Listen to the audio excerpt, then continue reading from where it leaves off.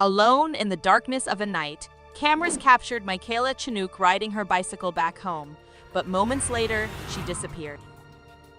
In the case of Michaela Shunick, the surveillance footage recorded in this story helped detectives solve not just one, but two separate cases spanning a 13-year period. In the year 2012, one of those students at Lafayette University was Michaela Shunick, who was 21 years old at the time. She was the daughter of Tom Schnuck and Nancy Rowe, born on May 21, 1990. She had a younger brother, Zach, and a sister, Charlene Mickey. Mickey was a senior at the university, studying anthropology while still living at home with her family. In her free time, she gave riding lessons to children. Michaela used to ride her bicycle to her classes. That's why on May 19, 2012, Michaela's family immediately knew that something was wrong. May 18, 2012 was a Friday, and like many students, that meant Mickey had plans to go out that night. Her brother's graduation ceremony was scheduled for the next day, so she wasn't planning to stay out for long. After meeting up with several friends, Michaela and another friend, Brett Lee, separated from the rest of the group. They grabbed some drinks at the Atmosphere Bar and then ordered food at a nearby Taco Bell. Bradley's house was just 4 miles away, and as she didn't plan to stray far from home, she decided to ride her bicycle instead of calling a taxi. The neighborhoods between them were relatively safe, and she didn't have much ground to cover. At 1:45 a.m. on Saturday, May 19, Michaela left Bradley's house, heading southwest on Congress Street, but after that, nothing. However, both Michaela and her bicycle couldn't be found. Her room was empty, and she hadn't returned home since the previous night. The family texted her to meet them at the event, but Michaela never showed up. This was not in line with her normal behavior because while she enjoyed going out and having fun with friends, she was disciplined when it came to time management and certainly wouldn't have missed Zach's graduation if she could help it. As soon as the ceremony ended, Michaela's family rushed back home to see if she had returned, but Michaela hadn't come back. Concerns for Michaela's safety grew throughout the day, and when she had effectively been missing for an entire day, her parents knew something was wrong. Therefore, at 5 p.m., they called the police to report their daughter's disappearance. The police took the parents' concerns very seriously and, after learning that she had seen her friends the previous night, began interviewing everyone who was present, which eventually led to an interview with Bradley. Bradley's story checked out, and there was no reason to suspect him. He told the police that she left his house around 1:45 a.m., which was a cause of great concern for Michaela's family because it meant she hadn't disappeared with a friend. The following morning, panic and anxiety gripped those close to Michaela as she had not yet been found. Missing persons posters were distributed throughout the city, and her name became common among the many voices of Lafayette. In fact, nearly 2,000 local residents rallied behind Michaela's family to support their efforts in finding her. While a search operation to locate Mickey had already gained momentum, the police had to wait. It wasn't until the next day, on Monday, when they could comb through all available surveillance footage. In a grim irony, this was also Michaela's birthday. The investigation began by estimating her most likely route home and then expanded efforts to locate and access all surveillance footage. It didn't take long for the police to find what they were looking for. We have been reviewing hours and hours of video, and part of the biggest issue is that a lot of the video is either coming from inside of a building facing out, so it's very grainy or very difficult to look at, or we just can't make out exactly what's passing in front of the camera. So it's so important that, unfortunately, we may have missed some people that have surveillance equipment, that they review their own equipment for us, and if they see something of importance, that they contact the police. At 1:45, a surveillance camera captured Michaela traveling home on Versailles Avenue. She was seen behind a white truck, and 2 minutes later, Michaela was again spotted by a camera riding her bicycle on St. Landry Street. She was still heading towards home, but after the surveillance image, Michaela's digital trail ended. The police didn't have many leads, even though the local area had more than 100 cameras, with over 90% of them monitoring traffic, resulting in only 2 cameras capturing Michaela. However, those reviewing these video files pointed out some rather peculiar details. In the surveillance footage recorded at 1:45, Michaela was seen driving behind that white truck. Just 2 minutes later on Rhine Street, that truck was nowhere to be seen initially. She was alone until several seconds later, when the same truck was seen driving in the same direction, but now behind her. And not even 2 minutes later, the same white pickup was captured by the same camera driving in the opposite direction. Despite this peculiarity, the police were unsure of the actual owner of this truck. None of the cameras had a high enough resolution to identify the vehicle's license plate. We still just need more volunteers and people talking about it. People who can't get out there and walk. We understand not everybody is able to go on mile-long searches and things like that. If they want to come here and see if there's anything they can do to help, or at least just get online. The police weren't certain if this truck had any connection to Michaela's disappearance, so they would have to wait for further leads. Observed in the same video and broadcast to the public as vehicles of interest. All of the vehicles of interest were ruled out except for a white Chevrolet. In the following days, Michaela's disappearance would silently echo throughout the city of Lafayette, unfortunately without any discoveries or identified leads. On May 27, 8 days after Michaela's disappearance, some substantial evidence emerged. Located 25 miles east of her last known location, 2 fishermen on the Whiskey Bay River made a troubling discovery. Located just below the Interstate 10 bridge, they found a dark, heavy metallic object, something that clearly did not belong in the river. They pulled it out and placed it in their boat, realizing it was a bicycle. After reporting their find to the police, it was confirmed to be Michaela Shunick's bicycle. The bicycle was covered in mud after being in the swampy area, and the rear tire was significantly bent and damaged, suggesting that a vehicle had struck the bicycle from behind.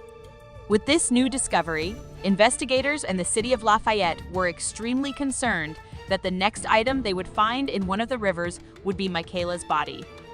However, after days of searching, no new evidence emerged, which in itself was worrisome, but at least there was a possibility that she might still be alive.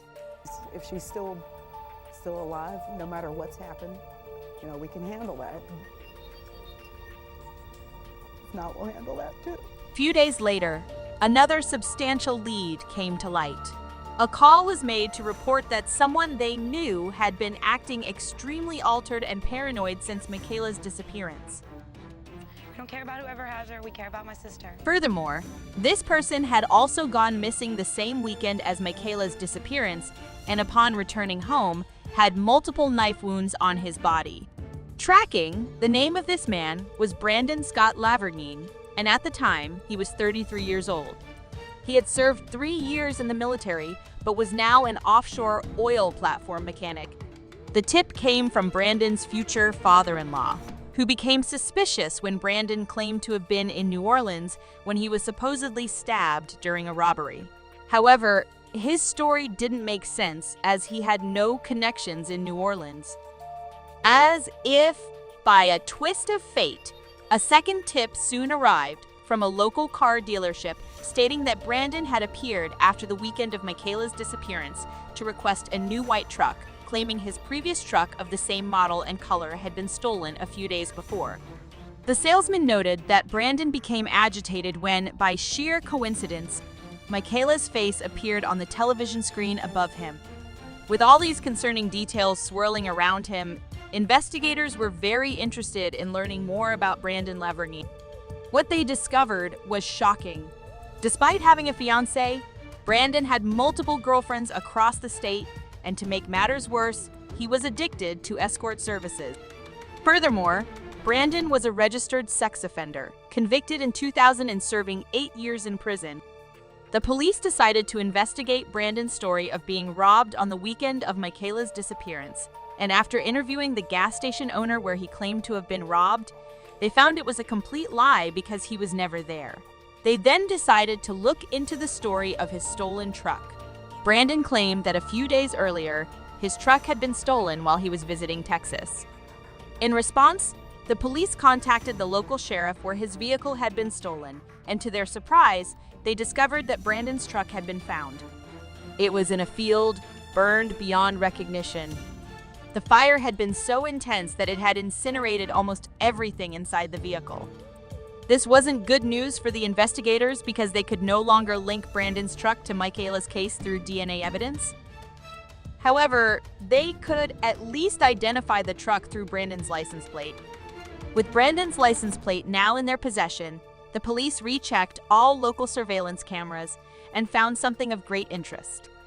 Around 5:15 p.m. on the evening before Michaela's disappearance, a surveillance camera captured Brandon's truck in the local area, recording not only his license plate but also the contents in the back of his truck, revealing a 4x4 post and an ice chest.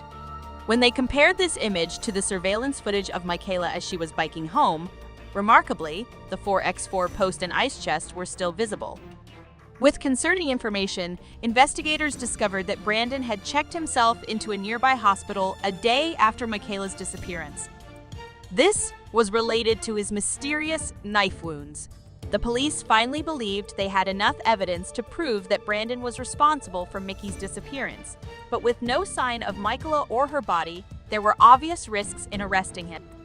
Nonetheless, the officers felt they had to do something to push the case forward, as no new evidence or leads were emerging.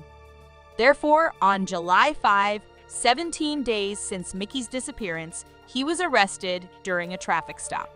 This was possible because Brandon had not registered as a sex offender in 2000, and not even his fiancée knew about it. They wasted no time in questioning him about Michaela, but he refused to answer any questions and requested a lawyer. Brandon Lavergne ended up being charged by a grand jury with first-degree murder and aggravated kidnapping, but it wasn't easy, and they had to rely on circumstantial evidence since Michaela's body was never found. That was until August 7, 2012.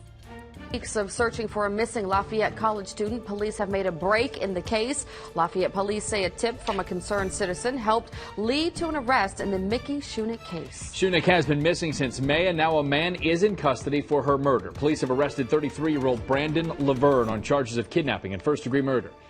A month later, following a tip-off, human remains were discovered. News from WDSU.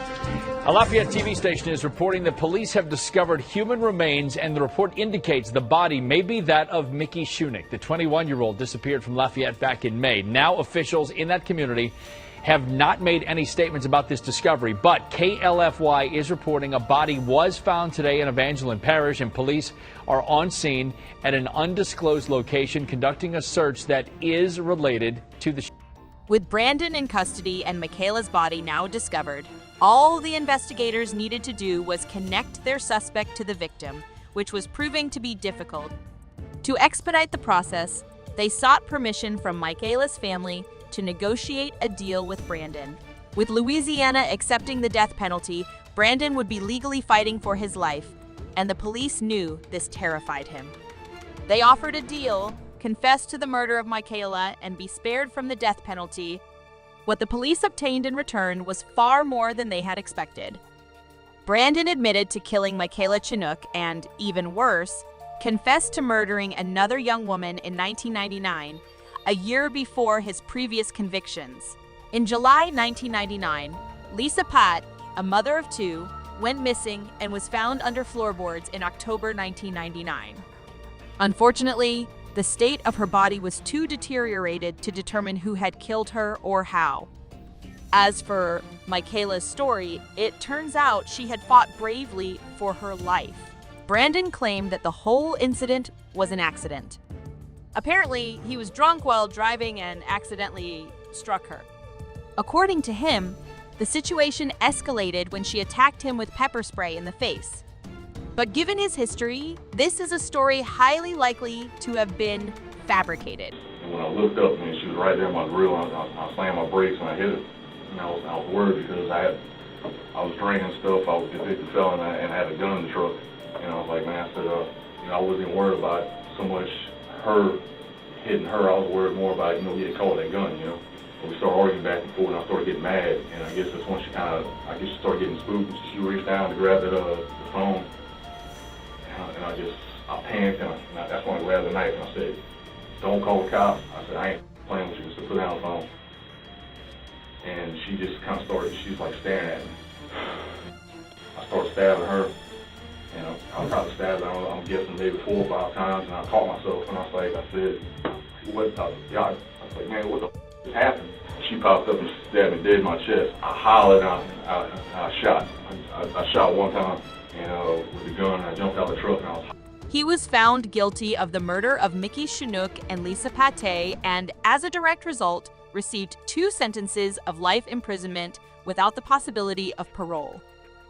And also Lisa Pate. This was a plea deal, which investigators now tell us was cut on August 7th, and it was met under a number of different conditions. First and foremost, they wanted to know where the remains of Mickey were, and that's what Brandon Lavergne led them to on a map. He didn't physically go out to that graveyard out there in northern Evangeline Parish, instead telling investigators on a map that that's where you need to look. They went out there and they did recover the remains of Mickey.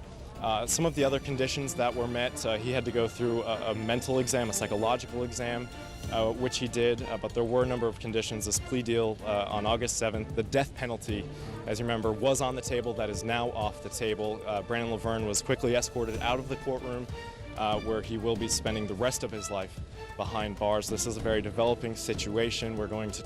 Following Michaela's death, a memorial was created in her honor, the ghost bike of Michaela Shunick, erected at the location where she was attacked by Brandon.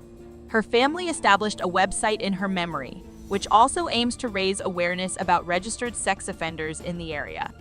Their Facebook page, which now has over 30,000 members, is dedicated to raising awareness about other missing individuals.